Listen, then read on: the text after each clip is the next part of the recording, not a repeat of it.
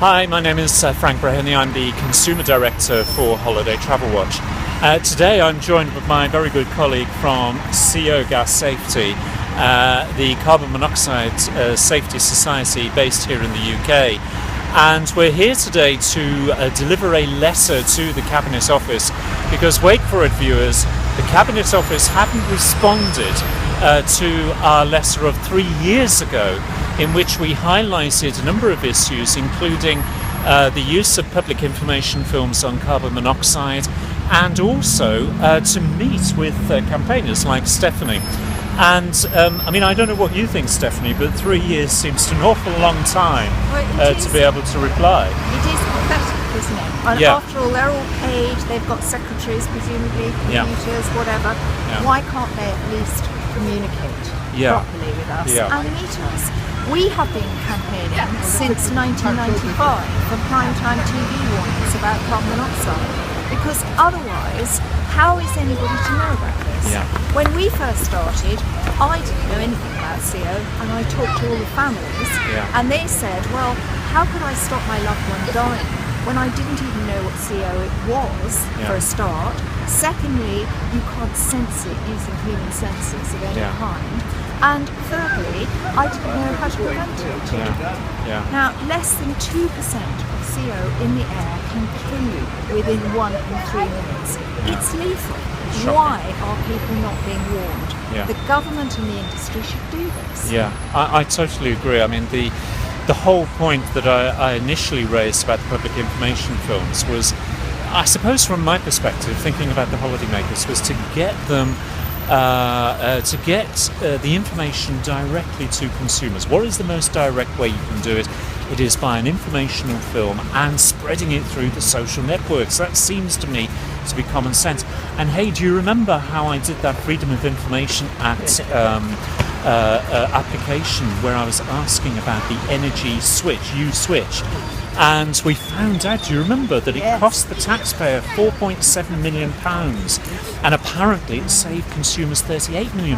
Now imagine your figures, £178 million, I'll say that again, £178 million a year to pay for the healthcare or the cost to the nation for carbon monoxide poisoning and deaths.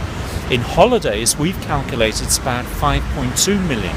Now you imagine spending £4.7 million, the rate of return, because if that's what this government is only interested in, the rate of return, then that's the message we have to deliver to them. Let's appeal to their pockets, and maybe they'll do something at last. So let's go for it. I think we should go for it, and we're not exactly rabid consumers by any means, but it's an important message, and we're going to be dropping off a carbon monoxide alarm, kindly donated by Stephanie and Honeywell, and also Stephanie's leaflets, and of course our joint letter from both Stephanie's charity and indeed from Holiday Travel Watch. So we'll come back to you shortly. Okay.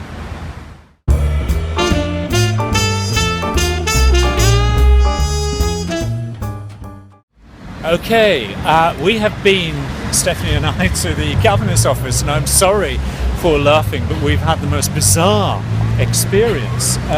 We've had a problem, maybe just put it in context, we've had a problem for a number of years in getting the attention, haven't we? Absolutely. And politicians have told us that even they have a problem in getting attention. Yes, and I'm beginning to think they're right. They're probably right, yes, exactly. What are we paying these people for, I have to ask myself. But the serious point is that we went with a letter, and we were told we couldn't leave the letter. So we decided to make a silent but nonetheless respectful protest, and we decided to walk away and leave the letter, to which we were summoned by security to question us as to why we were leaving the letter. Well, and given the letter back. And take with us. Absolutely. And being told to put a stamp on it and to put it in the post. And that is, viewers, that is the problem, being put in the post and not being dealt with. 1,095 days since we first wrote to them. And here we are, unfortunately, still waiting for a substantive response on public information films and carbon monoxide. So anyway, At one point, he did say, we don't know what's in it, and you offered to just get it out and show that it was simply paper. Yeah, that's right. And that did flummox them a little. Yes, yes. But I'm happy to say that after much debate and phone calls, ladies and gentlemen, somebody from the Minister of State, the Right Honourable Matt Hancock MP, one of his PAs came down, and we expressed very responsibly, constructively, what the issues were, and I'm very glad to say that he accepted the letter on behalf of the Minister.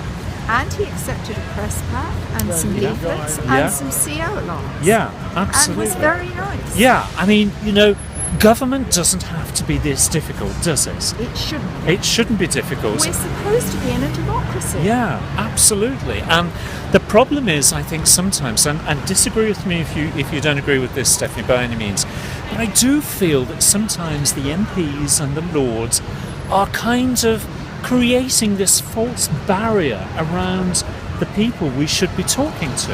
Absolutely. And maybe it is that they can't get through the front door like we have. Maybe they just don't try hard enough. Maybe they don't try hard enough. That's exactly it. Anyway, the point here is it's delivered. We're challenging the Minister to respond to us. We're not exactly, as I said earlier, rabid people or campaigners. Yeah, this is an important point. From a holiday perspective, it's 11.7 deaths a year, over 400 injuries from holiday cases alone. And Stephanie can certainly give you plenty of statistics about domestic. We've got 677 deaths in 19 years and over 4,500 near misses or injuries in 19 years. And really, none of those need happen. And it is costing the government about 178 million. Yeah. So surely they can find a little money or ask the fuel companies and the whole fuel industry to pay for these primetime TV warnings, which would at least inform people. Yeah. Once they know what to do, then it's so much easier for people to take care. It is. There will still be accidents, no doubt. I'm but sure. How come that we are told about things that we do know about, like not smoking, not drinking, driving, all very sensible, but we know about that. We're not told about carbon monoxide, which most people don't really know enough about, or how quickly it can kill. Less than 2% in the air can kill in between 1 and 3 minutes. And we're not told. I think this is the point. It's public information films. Those guys across the road there at the Cabinet Office have responsibility. It's their policy on public information films. Government departments take their lead from the guys across the way. And I appreciate, as one member of the House of Lords said to me, don't bother them, they're busy with other things. But do you know what? I think on holidays, 11.7 deaths a year and over 400 injuries actually warrants some political attention. And I'm sorry if that comes across as being rabid and going over the top. Yeah, exactly. It isn't. This is about lives, and in the words of Francis Maude, when they changed their policy, it was simply the case. This does not mean, he said, that this is the end of helping to protect the health and safety of our citizens, to prevent deaths. That was what he said in 2010. I think it's time now they started to deliver on that observation. Couldn't agree more. Okay, well, that's it from us, from myself, Stephanie Trosser, and myself, Frank Brehany, here in Whitehall on carbon monoxide, and we will update you, hopefully, as and when and if indeed we get the response. But we have been promised a response. We have indeed, yes. Watch this space.